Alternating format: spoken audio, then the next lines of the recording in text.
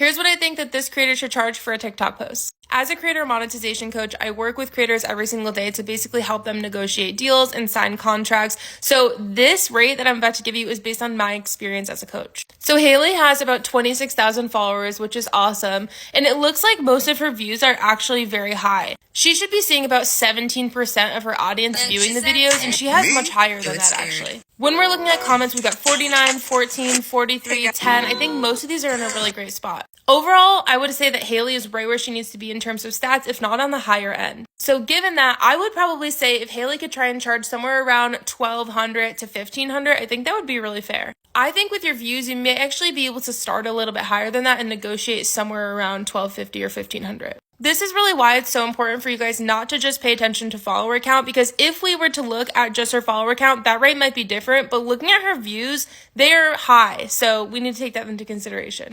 If you need help figuring out what to charge, you can hit me with a follow and then leave your comment here with your handle. Obviously, there is only one of me, so be patient. I can't get to everyone.